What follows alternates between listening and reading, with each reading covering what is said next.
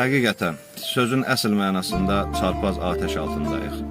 Bir tərəfdən o əqidəsini satmışlar, hakimiyyətin çətiri altına girib, xalq cəbhəsini, faktiki, konkret olaraq Əli Kərimini hədəf alan bir qrup zümrə, müxtəlif kateqoriyalı şəxslər, nə bilim, biri yazıcı, biri siyasətçi, biri jurnalist, biri nə bilim, politolog və s.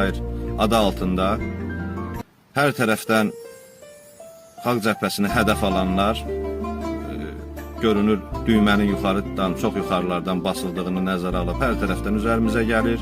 Digər tərəfdən də cəbhəçilər ard-arda həbs olunur. Həbs olunanların da əsas motivi ondan ibarətdir ki, bu həbslərin əsas motivi ondan ibarətdir ki, bu adamlar Əli Kərimlini öz avtomobilləri ilə hansısa tədbirə, hansısa iclasa aparırlar. Bugün də səhər məlumat aldıq ki, AXCP Xətai rayon təşkilatının sədri Faiq Nağıyev müəmmalı şəkildə yoxa çıxıb. Hələ bu vaxta qədər ondan heç bir xəbər almaq mümkün deyil və böyük ehtimal ki, o da digər cəbhəçi dostlar kimi şərlənərək həbs edilib. Hakimiyyət nə etmək istəyir? Doğrudan burada düşündürücü bir sual var. Əli Kərimlini bu şəkildə italiyasiya etmək, bu şəkildə onun hərəkətini tamamilə məhdudlaşdırmaq, digər tərəfdən də o öz əlaltılarını hər tərəfdən onun üzərinə salmaqla Əli Kərimlinin fəaliyyətini mi bitirməyi düşünürlər, onu geri çəkilməsini mi təsəvvür edirlər?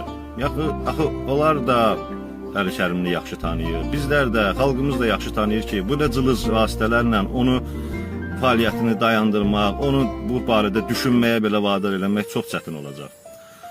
Amma axı Əli Kərimlini bugün öz avtomobili aparan cəbhəçiləri həbs eləməklə Əli Kərimlinin fəaliyyətini tamamilə qapatmağın da mümkün olmadığının yəqin ki, fərqindədirlər. Axı Əli Kərimli bir taksidən də istifadə edib, taksi vasitəsilə də harasa gedə bilər də. Yoxsa ölkədə ona görə taksi fəaliyyətini də ümumiyyətlə qapatmağa hazırlaşırlar. Çox maraqlıdır, həqiqətən bu suallar düşündürücüdür.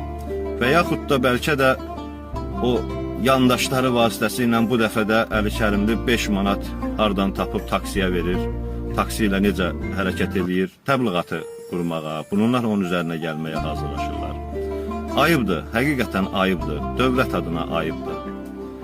Özü də ən çox təsir edən də odur ki, bu hökumət üçün müqəddəs heç nə yoxdur. Təbii ki, konstitusiyanı ayaqlar altına aldatdıqları bəllidir.